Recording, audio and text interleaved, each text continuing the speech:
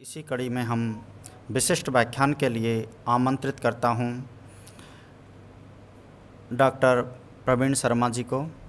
आप सह आचार्य हैं केंद्रीय संस्कृत विश्वविद्यालय। आप हमारे बीच यहाँ इस कार्यक्रम के लिए जम्मू से पधारे हैं। आपका विषय वर्तमान में वेद की प्रासंगिकता है और वर्तमान में वेद की प्रासंगिकता को आपके द्वारा यहाँ संगठित किया जाएगा। नमस्ते शारदे देवी कश्मीरपुरवासिनी त्वामहं प्रार्थये नित्यं विद्यादानं तु देहि मे। आज़ादी के अमृत महोत्सव एवं घर घर तिरंगा अभियान के अंतर्गत कला एवं संस्कृति विभाग, राजस्थान संस्कृत अकादमी एवं देवश्री बद्रीनारायण ट्रस्ट के संयुक्त तत्वावधान में आयोजित यह एक दिवसीय वैदिक संगोष्ठी में हम सब लोग उपस्थित हुए हैं। इस संगोष्ठी में साक्षात ऋषितुल्य पूज्य गुरुजी प्रोफेसर ताराशंकर शर्मा जी, कुलपति कल्लाजी वेद विश्वविद्यालय के हमारे बीच में उपस्थित हैं। हमें इन सब महा ऋषियों का सानिध्य प्राप्त हो करके मैं स्वयं को भी कृतकृत्य अनुभव कर रहा हूँ तथा हमारे बीच शासन संयुक्त सचिव कला एवं संस्कृति विभाग श्री पंकज कुमार ओझा जी हैं एवं देवश्री बद्रीनारायण ट्रस्ट के फाउंडर श्री देवकर्ण शर्मा जी तथा मेरे प्रिय मित्र सुधाकर पांडे जी तथा इस राजस्थान संस्कृत अकादमी के निदेशक श्री संजय कल्ला जी हम सब के बीच में उपस्थित हैं। मैं आप सबके समक्ष अपने कुछ अल्पज्ञ हूँ, बहुत जानता नहीं हूँ, थोड़े से विचारों को आपके समक्ष रखूँगा। वर्तमान में वेद की प्रासंगिकता विषय बहुत सरल भी है और विषय बहुत गूढ़ भी है। ये वर्तमान में वेदों की प्रासंगिकता, तो वेद पहले होता क्या है, इस पे आदरणीय सुधाकर जी ने कुछ दृष्टि रखी है और कुछ दृष्टिपात में भी इस पर करूं। वेद कहते किसको हैं? तो वेद जो कहते हैं वो ज्ञान को वेद कहा जाता है। कैसा ज्ञान? तो कहते हैं कि विज्ञाने धातु से वेद शब्द की निष्पत्ति होती है। तो कैसा ज्ञान? तो कहते हैं कि इष्ट प्राप्ति अनिष्ट परिहार्योर अलौकिकम उपायम यो ग्रंथो वेदयति स वेदः। इष्ट प्राप्ति, इष्ट क्या है? इष्ट है ब्रह्म प्राप्ति, इष्ट प्राप्ति अनिष्ट परिहार। आप कहेंगे कि वेद कहे कि ये मार्बल कैसे लगाना है, ये भवन कैसे निर्माण करना है, तो ये वास्तुशास्त्र का विषय है, जरूर हो सकता है, लेकिन वेद में मार्बल की उत्पत्ति नहीं मिलेगी आपको।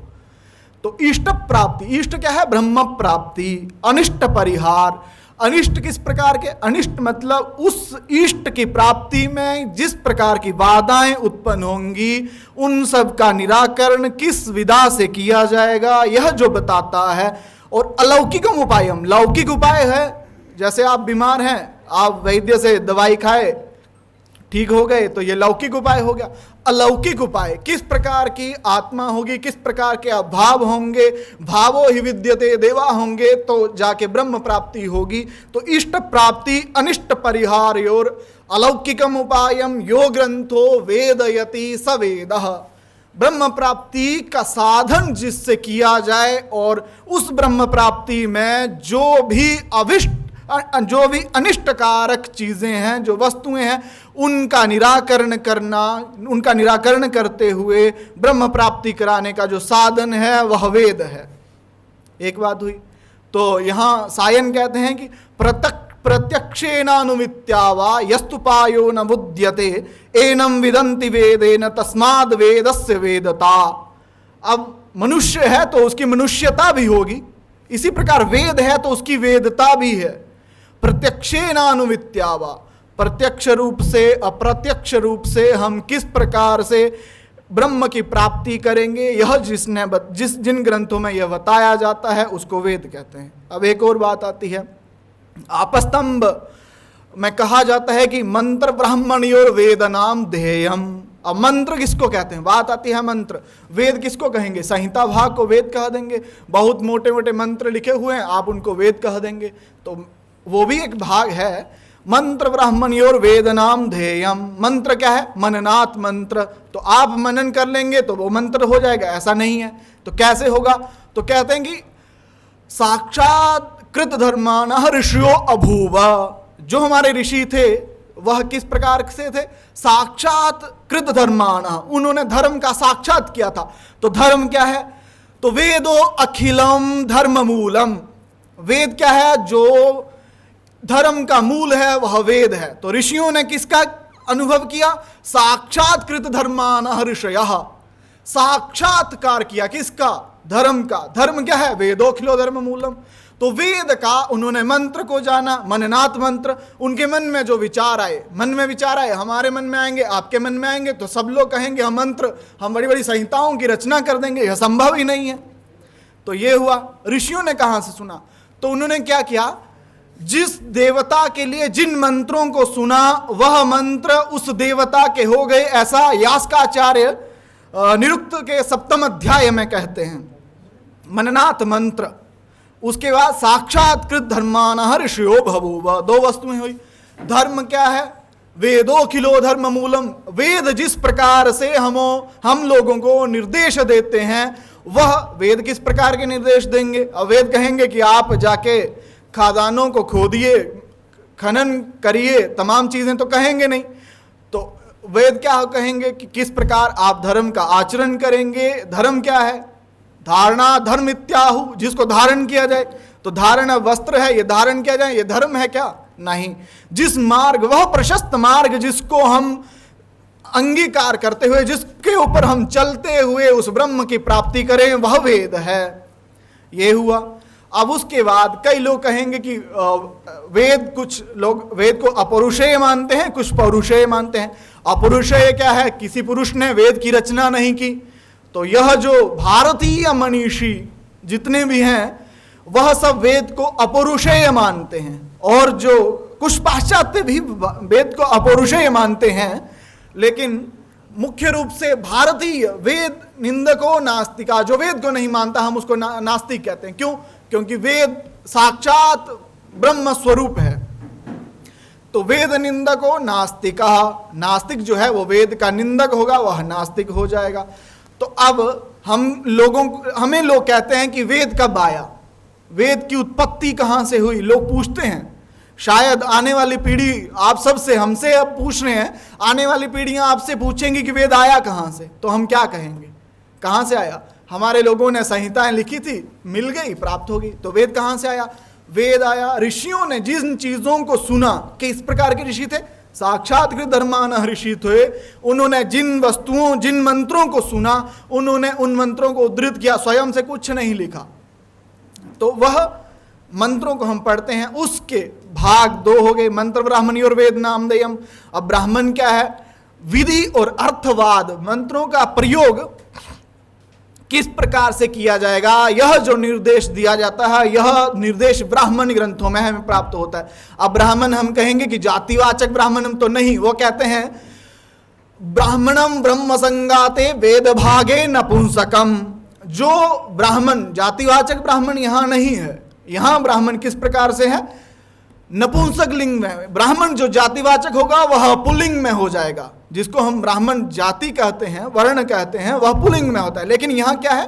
वेद नपुंसक लिंग में है। नपुंसक लिंग में क्यों? क्योंकि वह जो ब्राह्मण है ग्रंथ रूपवाची है, ग्रंथ राशिवाचक है। वह ग्रंथ जिनमें मंत्रों के प्रयोग हमें बताए गए, किस प्रकार से मंत्रों का प्रयोग किया जाएगा, उसका क्या फल होगा, किस प्रकार से उसका विनियोग किया जाएगा। विनियोग, आपके पास मोबाइल है, उसमें सिम ही नहीं होगा तो कॉल होगी क्या? नहीं ना। तो विनियोग क्या है? सिम का उसमें विनियोग कर रहे हैं। सिम है तो आपके पास रिचार्ज नहीं होगा, विनियोग आप पैसे से, उसमें सीधा पैसा तो डालेंगे नहीं, एक प्रक्रिया है। तो सेम प्रक्रिया यज्ञ प्रक्रिया है। यज्ञ के द्वारा हम क्या है? विनियोग करेंगे। किनका? मंत्रों का विनियोग होता है किसी भी चीज के लिए, उसका प्रयोग बताना, उसको निश्चित कर देना कि अमुक वस्तु से अमुक प्राप्ति होगी, तो वह विनियोग हो जाएगा। तो विनियोग किससे होगा? यज्ञ के द्वारा। तो यज्ञ यज्ञ की उत्पत्ति कहाँ से हुई, पहले आया सृष्टि कहाँ से हुई, वेद कहाँ से हुआ। तो ऋषि ऋग्वेद के 10वें मंडल में जब आता है तो वह कहते हैं को अद्दा वेद कह इव प्रवोचत। तो कहते हैं कि ये वेद आया कहाँ से। हम लोग वेदों पे बात तो करते हैं कि को अद्दा वेद कहि प्रवोचत कुतयम विसृष्टि, यह उत्पत्ति कहाँ से हुई। तो कहते हैं कि वेदो नारायण साक्षात। मनु ऋषि कहते हैं कि वेदो नारायण साक्षात। वेद क्या है, स्वयं भगवान है। जिस प्रकार भगवान की सत्ता है, भगवान है तो वेद है, वेद है तो भगवान है।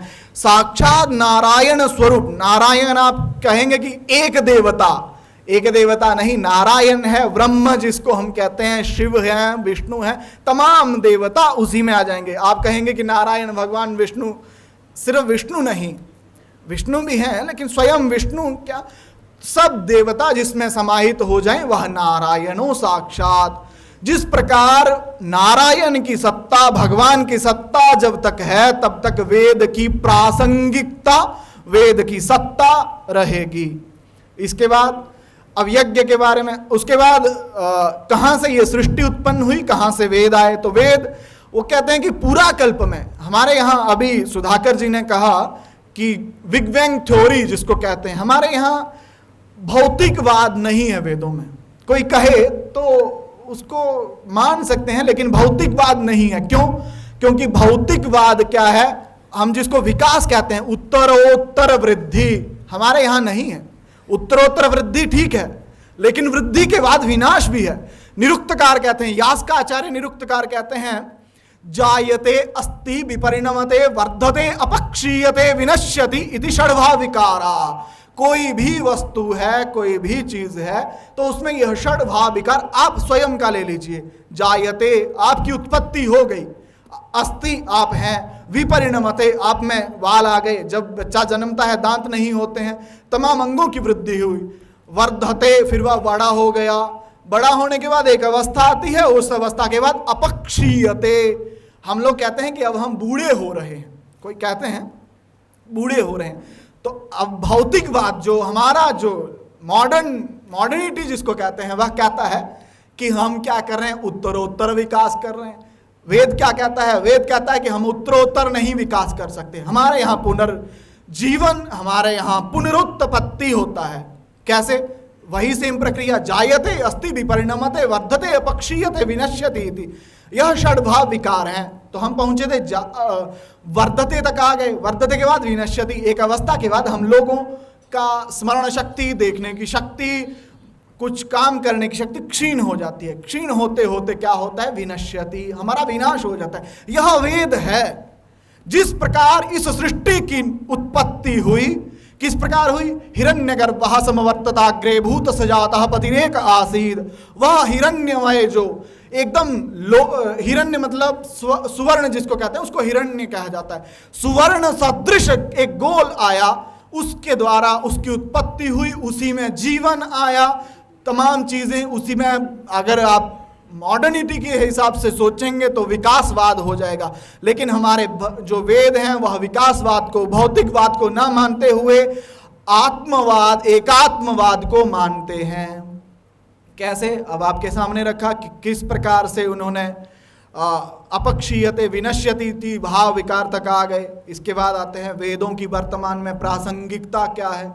आप कहेंगे कि आचार्य जी आए थे, उन्होंने प्रासंगिकता पर बुलाया, बोला ही नहीं।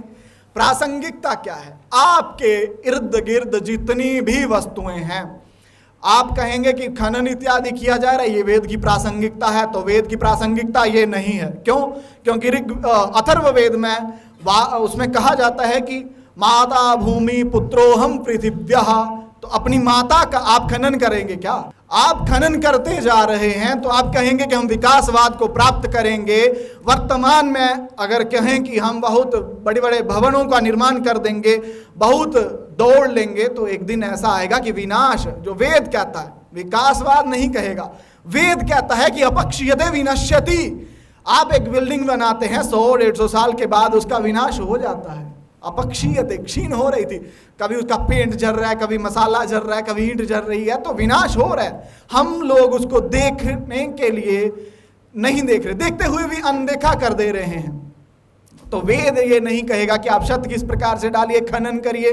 उसके बाद हमारी नदियां हमारे यहाँ माता के समान उनको समझा जाता है। तो हम नदियों क्या क्या कर रहे हैं, बड़े बड़े बांध बना दे रहे हैं, बड़े बड़े भौतिक वस्तुओं का हमें बहुत लालसाएं हो रही हैं, सब अपने अनुकूल बना दे रहे हैं। जिस दिन किसी दिन प्रलय आया, बहुत बड़े बड़े टिहरी डैम है, 8.5 रेक्टर तक रोक पाएगा, उसके बाद विनाश होगा। हम कहते हैं प्रलय होगी, भगवान कब प्रलय करेंगे, तो प्रलय कहाँ, यही छोटी छोटी प्रलय होंगी। क्यों? क्योंकि वह जो जब वेद आए, कब आए, जब ब्रह्मा के मुख से कह देंगे आप लोगों की, ब्रह्मा के मुख से विस्मृत जो वाणी है उसको वेद कहते हैं। तो ब्रह्मा से पहले वेद आ गए। क्यों? क्योंकि ब्रह्मा की उत्पत्ति सृष्टि के बाद होती है। सृष्टि से पहले क्या था, भगवान थे। तो वेद क्या थे, भगवान, वेदो नारायण साक्षात। जब वेद स्वयं नारायण स्वरूप है, भगवान स्वरूप है, ब्रह्म स्वरूप है, तो कई ब्रह्मा एक निकल जाएंगे उसमें। लेकिन वेद का कभी विनाश, कभी आप कहेंगे कि हरास हो सकता है। हरास किस प्रकार से, मानुषी बुद्धि है। महर्षि वादरायण वेद व्यास, जिन्होंने वेदों के 4 विभाग किए। क्यों? क्योंकि मनुष्य की जो कलुषित बुद्धि है, कलुषित मानसिकता है, उसके कारण हमें उतना स्मरण ही नहीं रह पा रहा है। हमारे जो पूर्वज थे उन्होंने जितना याद किया था, क्या हम उतना याद कर पा रहे हैं? हमारे यहाँ चतुर्वेदी संज्ञा आती है, त्रिवेदी संज्ञा आती है, द्विवेदी संज्ञा आती है। आज कोई कहे कि एक वेद याद है तो मैं उसको चैलेंज कर सकता हूँ कि एक वेद याद नहीं हो सकता। क्यों? क्योंकि वेद, ब्राह्मण, आरण्यक, उपनिषद, इतनी परंपराएं हैं, उसको पढ़ने के लिए फिर आप इस सृष्टि में साक्षात ब्रह्म ही हो सकते हैं। क्यों? क्योंकि ब्रह्म को आप जब साक्षात कर देंगे तो ब्रह्म ही हो जाएंगे।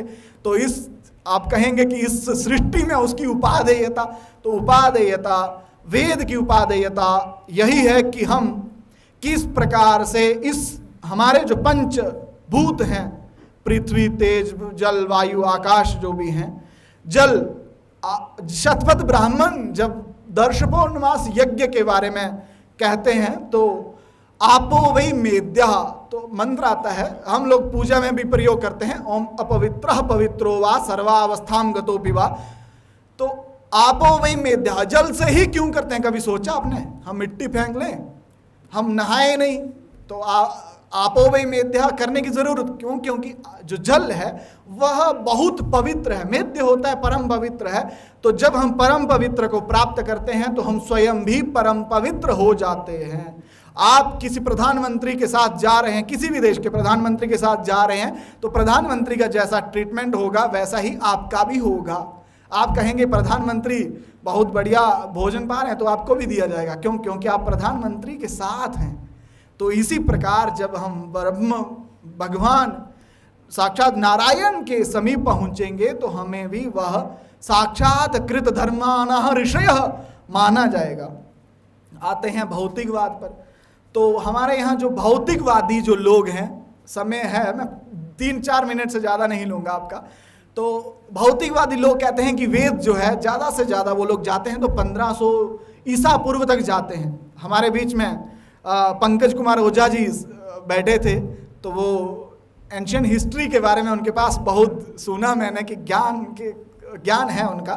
तो जो हमारे इतिहासकार हैं, जो हमारे पाश्चात्य विद्वान हैं, वह कहते हैं कि वेद जो आया वह कब आया? ईसा पूर्व। ज़्यादा से ज़्यादा अगर कोई जाएगा तो 10,000 तक बहुत खींच के जा सकते हैं, उससे ज़्यादा जाएंगे ही नहीं। लेकिन इस सृष्टि की उत्पत्ति कब हुई? तो संप्रति लगभग 1,98 करोड़ वर्ष पूर्व इस सृष्टि की उत्पत्ति हुई है। तो आप मान सकते हैं कि वेद की उत्पत्ति सृष्टि से पूर्व है। सृष्टि की उत्पत्ति कैसे होती है? तो सृष्टि की उत्पत्ति वैसे होती है जैसे हम सोते हैं और सोने के बाद जब हम सुबह उठते हैं तो उठने के बाद हमें ध्यान रहता है, हमें भान होता है कि हमें कल क्या किया था, आज हमने कल कहाँ तक छोड़ा था, आज उसके आगे बढ़ना है। तो सेम एज इट इज, उसी प्रकार से यह जो वेद हैं पूरा कल्प में जिस प्रकार से थे, उसी प्रकार से इस कल्प अर्थात इस सृष्टि की उत्पत्ति में भी हमें प्राप्त होते हैं। ये वेद की प्रासंगिकता है कि वह शाश्वत हैं। क्यों? क्योंकि वेद स्वयं नारायण है। जब तक नारायण की सत्ता समाप्त नहीं होगी तो वेद की सत्ता समाप्ति की कामना ही नहीं हो सकती।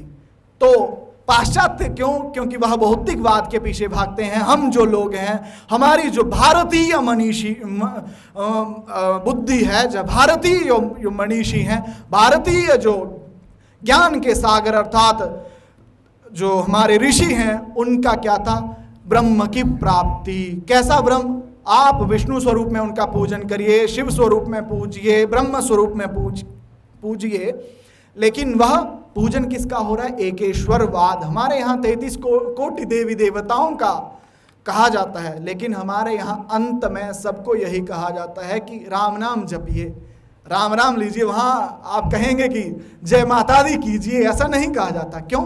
क्योंकि हमारे यहाँ एकेश्वरवाद की पद्धति है। क्या है एकेश्वरवाद? वह ब्रह्म प्राप्ति। इसीलिए शुक्ल यजुर्वेद के 40वें अध्याय में कहा जाता है, ईशावास्यमिदं सर्वं यत्किंचित जगत्याम जगत। ईशावास्य वह ब्रह्म ही केवल एकमात्र तत्व है जिसको जानना है, जिसका ज्ञान करना है। अब आता है विज्ञान। आप कहेंगे कि आचार्य जी आए और वेद की प्रासंगिकता, वेद में इतना बड़ा विज्ञान भरा पड़ा है। विज्ञान है वहाँ। विज्ञान किसको कहते हैं? ये बिल्डिंग का विज्ञान नहीं, मिसाइल का विज्ञान नहीं। वहाँ विज्ञान क्या है? विशिष्ट ज्ञान। विशिष्ट ज्ञान कैसा? तो ज्ञान हम ब्रह्म है, ये तो हम भी जाने, आप सब जाने। बाहर कोई होगा, उनको भी पूछिएगा ब्रह्म है तो कह देंगे कि हाँ है। तो विशिष्ट ज्ञान, वह ब्रह्म किस स्वरूप में है, कैसा उसका स्वरूप है, क्या उसकी सत्ता है, इसका ज्ञान विशिष्ट ज्ञान कहा जाता है। हमारे यहाँ विज्ञान कहाँ है? उपनिषदों में। आप कहेंगे कि उपनिषदों वेदा नाम, जो वेदों का अंतिम भाग है वह उपनिषद है। उपनिषद है, लेकिन जो अंतिम है, जब सारभूत तत्व जो है, जिसको हम जूस बनाते हैं तो उसके जो जिसका जूस बनाते हैं उसको नहीं खाते हैं, जब सारभूत तत्व है उसका ग्रहण करते हैं। तो उसका ग्रहण क्या है? उपनिषद। उपनिषदों में क्या है? विशेष ज्ञान है, विज्ञान है। कैसा विज्ञान? आत्म और ब्रह्म के बीच की सत्ता को समाप्त करते हुए विशेष रूप से उसी ब्रह्म में लीन हो जाना विशेष ज्ञान कहा गया है। और मुझे लगता है कि मैं समय का पालन करते हुए अपनी वाणी को विराम दूं, तो मैं राजस्थान संस्कृत अकादमी का तथा श्री संजय झाला जी का बहुत बहुत आभार व्यक्त करते हुए इस अपनी वाणी को यहीं विराम देता हूं। धन्यवाद।